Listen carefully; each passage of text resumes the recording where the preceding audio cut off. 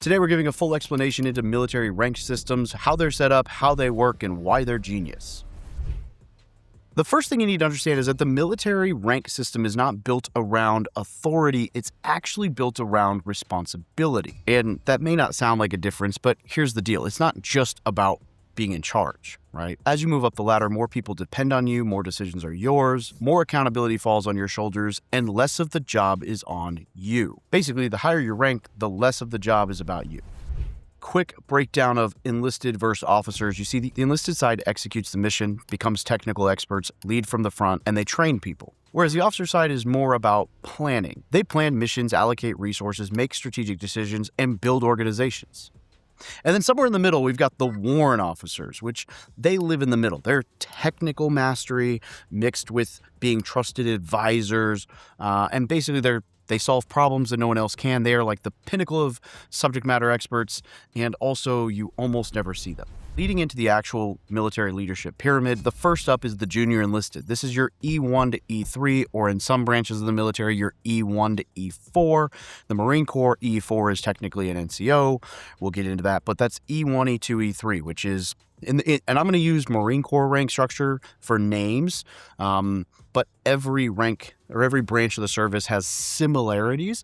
So the Marine Corps rank structure, that would be private PFC, which is private first class, and Lance Corporal, which is corporal with the word Lance in front of it. This makes up roughly 41% of your active duty service members. This is where you're learning discipline, you're learning your MOS or job, you're building technical competence, and you're becoming a good teammate. In the Marine Corps, E4 is technically an NCO, but in some branches, that's just not the case. But nonetheless, we're going to run this kind of off the Marine Corps side of things because that's what I'm most familiar with. At this level, your job is not to lead yet. Your job is to be really good at being led and doing your job. Now we get into the non-commissioned officer structure, the NCO Corps. Now, for the Marine Corps, this is E4 and E5. For some branches, this is E5 and E6. Kind of differentiates there. This makes up about 30% of the military. Right? These are your first line leaders. They're training your junior troops. They enforce the standards. They accomplish the mission. They're like your first level of management. Again, this could be corporal and sergeant, or the Army has a specialist, which is also an E4 variant, or this could be a sergeant, staff sergeant, again, depending on branch. Basically, the military doesn't run on a daily basis because of generals. It runs on a daily basis because of sergeants, the backbone of the military. Sergeants and NCOs. And then you've got your senior NCOs or your staff NCOs. These are your staff non-commissioned officers. This is your E7, 8, 9, or in the Marine Corps, this is your E6, 7, 8, 9. This makes up about 11% of the military. Their main purpose here is to develop NCOs and advise commanders. They also maintain the standards and help shape unit culture. Now, there's a lot of different names for these people across branches, but there's staff sergeant, which is E6. There's gunnery sergeant or sergeant first class, which is E7 for Marine Corps Army. For the Marine Corps, we have two branches at that point. So E8, you could go master sergeant or first sergeant, which is your subject matter expert, or like the administrative and personnel side of the house.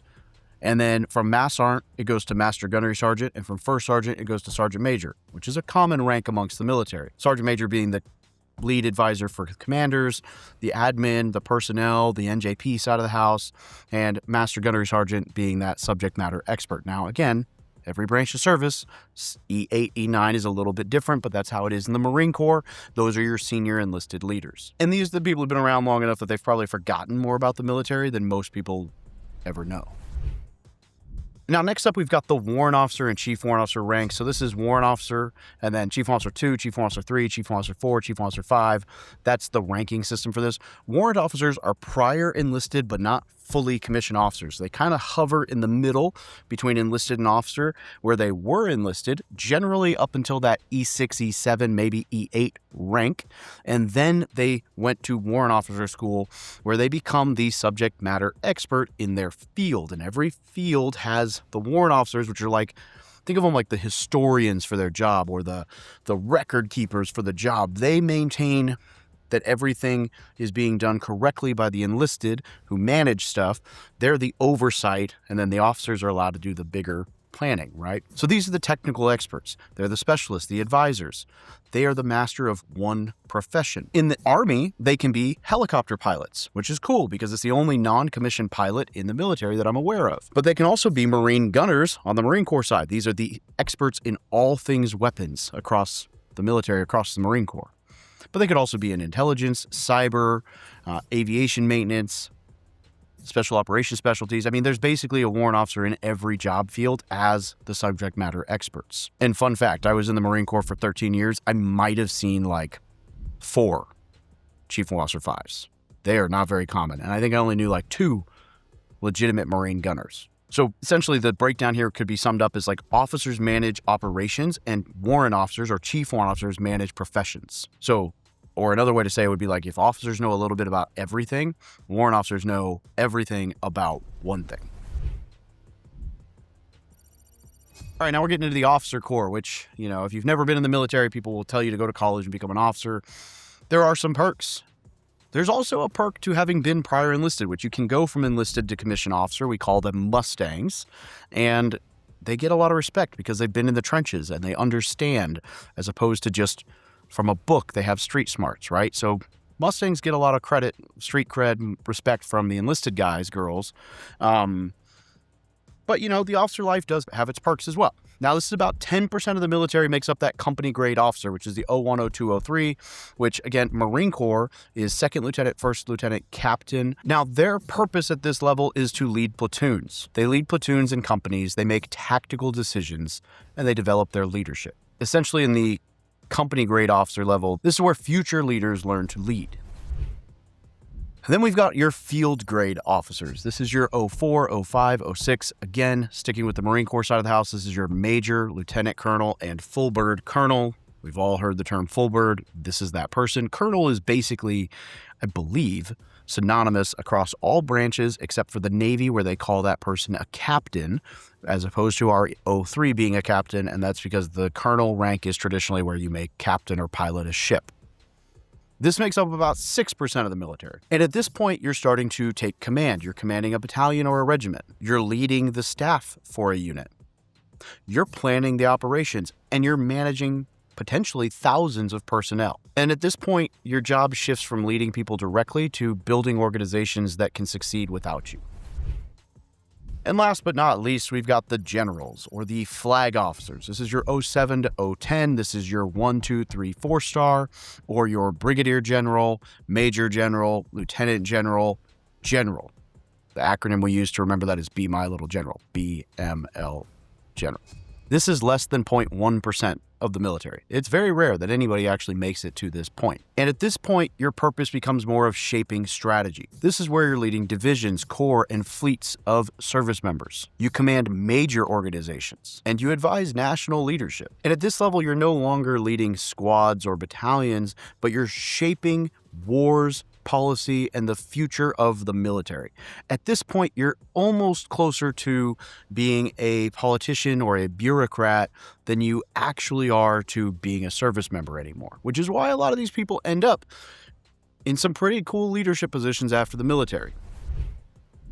Now, unlike civilian jobs, you don't just become the boss right away. The military teaches leadership in stages, right? First, you have to learn yourself and lead yourself, and then you can lead one person, and then a fire team, and then a squad, and then a platoon, and then a company, and then a battalion, and then you can lead thousands. You go up this chain. And the cool thing about at least how the Marine Corps structures it, they call it the small unit leadership, where you're never really directly in charge of more than a handful of people.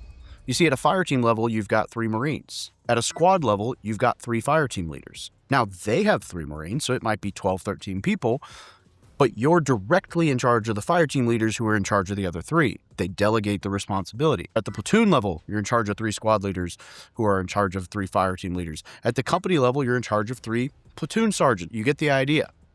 So the Marine Corps does a pretty good job of this cool structure, and most service branches use something similar as well. Every single promotion comes with more responsibility, more accountability, and more leadership experience and opportunities, which is cool because you grow very quickly in a structured format where they don't just let you fall on your sword. You actually get to learn this stuff. See, most civilian companies seem to promote the best salesperson, engineer, technician, and then suddenly they're managing people. And being really good at your job doesn't mean that you're good at the responsibility or the management. In fact, we've all probably known that mechanic or that whatever where they'd rather just be really great at the job, and then you get promoted out of that and you hate it. But the military deliberately spends years preparing people before giving them those larger leadership roles. And I think every organization out there could probably benefit from some clear expectations, defined responsibilities, leadership development, mentorship, accountability, progressive responsibility, and a lot of the things that the military does in how it functions. This is why there's a lot of people that leave the military and walk into leadership roles in the civilian sector. The military rank system isn't just about who gets to give orders. It's a leadership and development pipeline that's been refined for generations. It takes ordinary people, gives them progressively bigger responsibilities, and develops leaders one step at a time. Now, is it perfect? No, but there's a reason that organizations around the world study military leadership. To sum this up very, very, very succinctly, the leadership pyramid looks like this. The junior enlisted's job is to learn. The NCO's job is to teach. The senior NCO's job is to mentor. That could also be staff NCOs.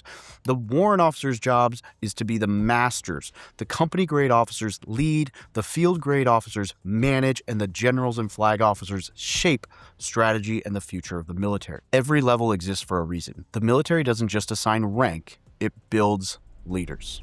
What did I miss? For those of you who've been around, I know I still don't really fully understand my Air Force ranks like I could because I never really had to work directly with them, but I'm pretty good about my Navy ones, except y'all are weird because every single rank is named differently based on its job, which throws everybody off. But you get the gist. Hopefully this makes sense. Hopefully this came through clear. What questions you got?